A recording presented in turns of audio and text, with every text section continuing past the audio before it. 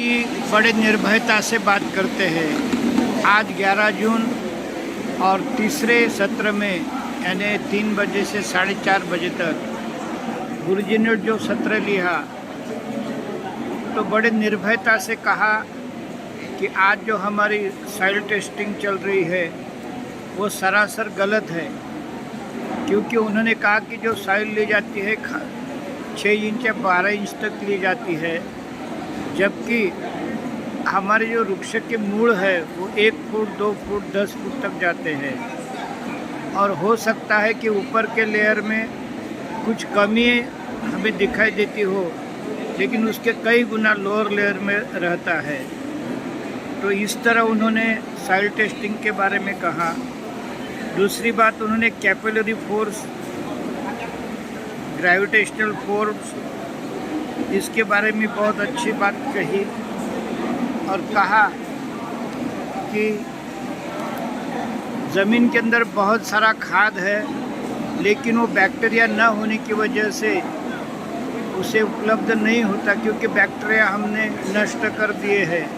तो पोटैश सवेरे के सत्र में यूरिया था, अब के सत्र में उन्होंने समझाया कि हमारे ज़मीन में बहुत पोटैश है, लेकिन पोटैश 1 नंबर प्लांट ले सकता है, 2 पोटैश 3 पोटैश नहीं ले सकता।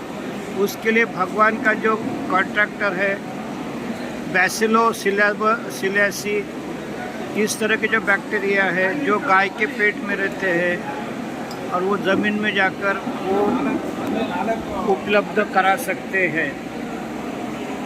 इसी तरह फेरस बैक्टीरिया, सल्फर बैक्टीरिया, सभी प्रकार के बैक्टीरिया रहते हैं, लेकिन हमने तो जहर डाल के और रासायनिक खाद डाल के इनको नष्ट करना शुरू किया है। बाद में उन्होंने जो हम ज़मीनी का पोत कहते हैं या भूपृष्ठ कहते हैं या इसे अंग्रेजी में ह्यूमस कहते हैं, ह्यूमस पर बहुत जोर डाला कि humus means A kitchen of the plant.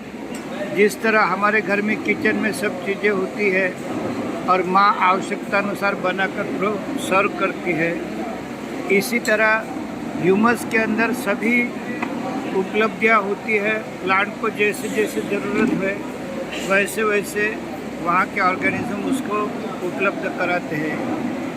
तो इसी तरह जो कार्बन 60% आवश्यक है वो हवा से लिया जाता है, ना कि डायरेक्ट ज़मीन में कोल डालकर।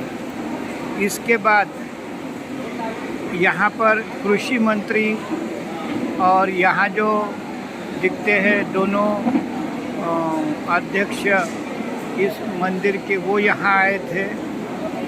और ये सुभाष पालेकर जी ने एक यहाँ सुभाष पालेकर कृषि ट्रस्ट होनी चाहिए इस तरह की बात बताई। और वह बात ये जो आदि चिंचगिरी ट्रस्ट है उन्होंने मान ली। इसी तरह कृषि मंत्री थे, उन्होंने भी इसको सकारात्मक बात कही।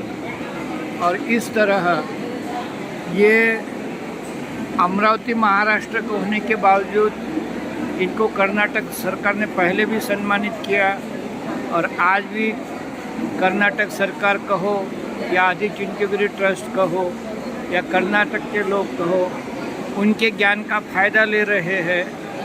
तो ये बात मैं राधा कृष्णन जी के नज़र में ला रहा हूँ कि थोड़ा बहुत महाराष्ट्र के लिए भी ज़रा जागो, और सुभाष पालेकर जी के ये जो ज्ञान है हमारे सभी 2 करोड़ किसानों तक मराठी भाषा में पहुँचाया जाए।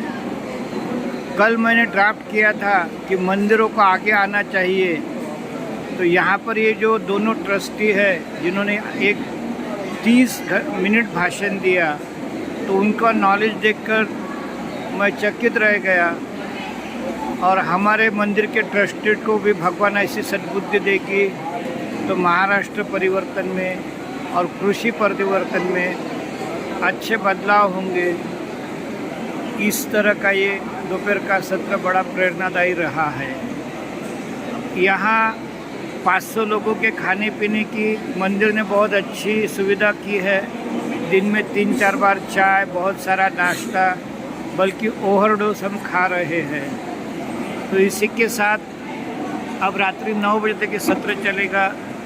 मैं यहाँ इसको विराम देता हूँ और इस बात को रोकता हूँ।